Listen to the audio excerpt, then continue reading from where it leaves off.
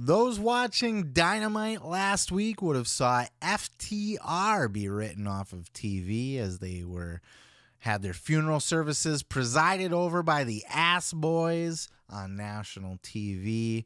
FTR, the belt collectors around the world, getting the AAA tag titles, the fucking Ring of Honor tag titles, the IWGP tag titles.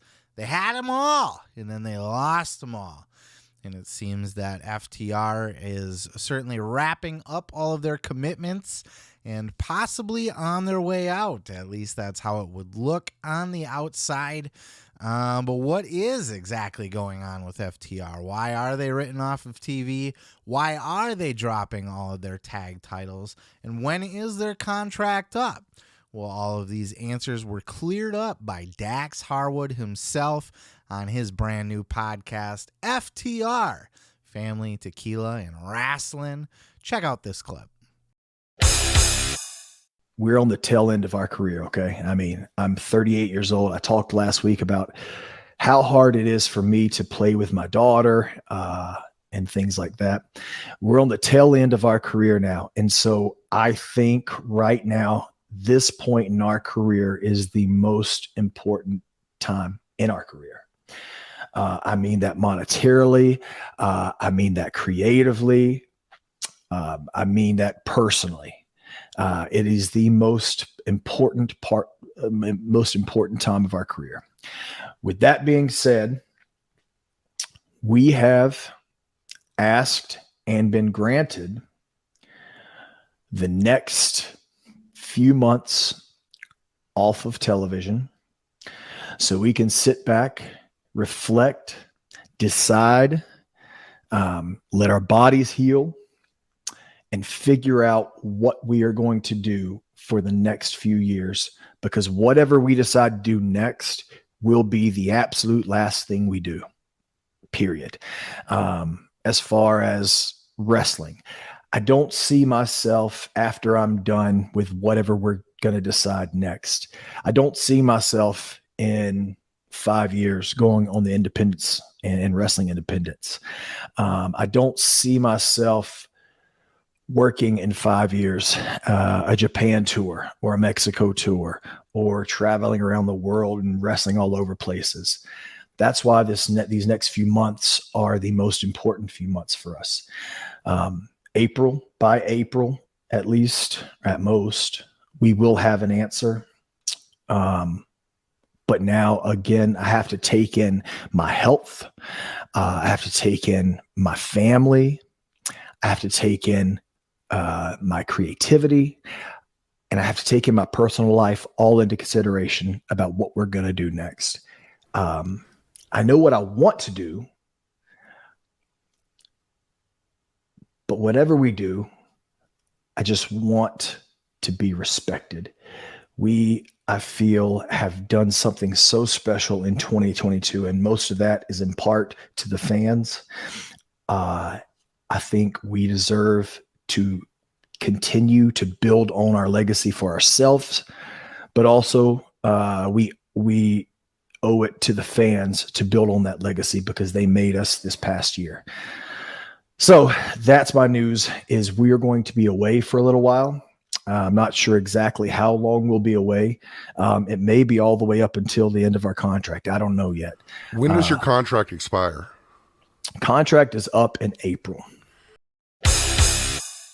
I'm continuing to be a giant fan of the FTR podcast with Dax Harwood. Not just because, FTR is my favorite tag team. I've been open about that. I think they're probably my favorite act in wrestling, period, to be honest with you.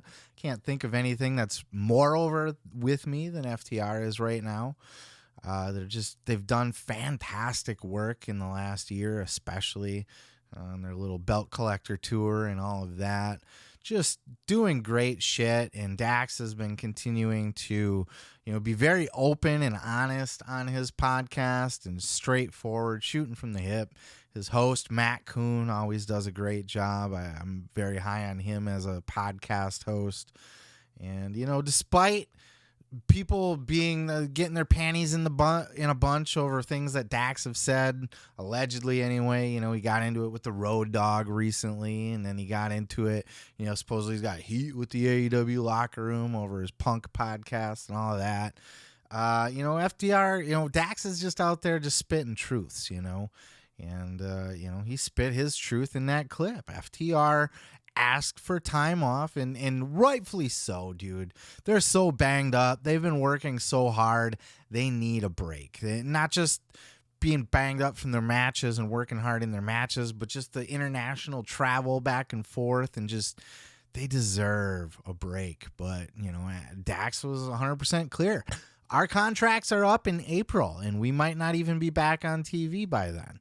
We got the next couple months off, and we're, you know, why would they come back before April just to, you know, be written off TV again? You know, I think they were clearly written off of TV, and, you know, he made no bones that they are open for business, you know, that they're going to take that time together to evaluate the state of FTR, the state of the wrestling business. Dax did say that all the WWE turmoil is absolutely being taken into consideration with things.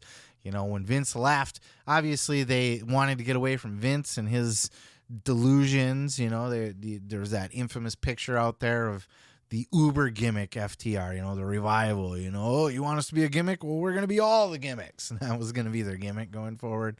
Clocks around their necks and shit like Flava Flav. Yeah, there's no doubt they wanted to get away from Vince McMahon's insanity.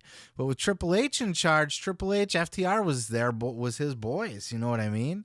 And I think they had a lot of trust and goodwill in Triple H that he wouldn't do them dirty. But now all of that's up in the air. And Dax said, you know, make no mistake, we will not be disrespected or work with anybody that's not going to treat us like we deserve to be treated. And that could have been seen as like a veiled shot at Tony Khan, perhaps. I think that's, and maybe it is to a certain extent, because we can all say that FTR has not been used the best, despite, you know, the belt collector outside of AEW. They've been used phenomenally. This was their best year probably ever, honestly. But in AEW proper, it hasn't been their best year. I think maybe last year or even the year before was a bit better for them. You know, they lose a lot of matches. They weren't getting the big ones that they were, you know, and despite Dax being very diplomatic, saying that, you know, the Young Bucks are on his Mount Rushmore and that, you know, the beefs aren't really real. He's got all this respect for the Young Bucks. You know, deep down that there's some shit going on that kept FTR off of TV. And it was even, you know, revealed a little bit when Dax was talking about when Cash almost quit because of the arm injury. You know, it was kind of like a this isn't worth it kind of thing. And they had kind of agreed that despite how they're going to be used, they're just going to have fun. So they weren't used the best in AEW. I would have used them much better. I would have had them just fucking run the tag team gauntlet, basically. They would have been my fucking champs. Still, to this day, they would be the top team in my company. But that's just me. So there may be some there, but I think a lot of that also is, you know, pointed at Vince with him back in the company now. And he obviously had zero respect for FTR at all. And that's just not something that they're going to tolerate. And Dax has hinted that they might just take a year off. Whatever the case may be, he did say that this is going to be their last move. Wherever they go, wherever they sign, it's going to be their last big run. And I talked about this a couple weeks ago that this is inevitable. This is where FTR is going to lie. They're going to take their week off or their year off. Most likely, I think they're not going to sign with anybody when their contract runs out. Unless Tony offers them a boatload of money and gives them a really good pitch about how he wants to use them going forward, which he should. If I'm Tony Khan, I make a giant play for FTR.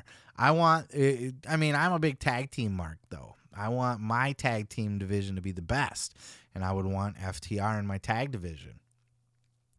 But, you know, I do very much see them, you know, based on what Dax has already talked about, taking that year off to just rest, heal, work when they want to, not have to work for anybody or be anywhere they don't want to be or show up at any particular time or what. They can just truly be independent contractors, take bookings here and there wherever they want. And, I would say get some of the other bucket list indie stuff out of their system, but they've been able to do a lot of that while under contract with AEW anyway. They were just at Wrestle Kingdom, had a hell of a match over at Wrestle Kingdom. And just, the hell of a match they had with the Briscoes, all 3 matches they had with the Briscoes. Jesus Christ, right? Match of the year contenders for sure for 2022. But I could absolutely see them taking their year off before they jump into a whole nother contract. Maybe not even a full year, maybe just a half a year, a couple months. Who knows? And then they're going to sign, and this is what I had said before, they're going to sign the contract, and this just confirms it to me with Dax saying that this will be their last big deal because they're not going to wrestle forever, that they're going to go where the biggest paycheck is, and it's going to be less about their legacy.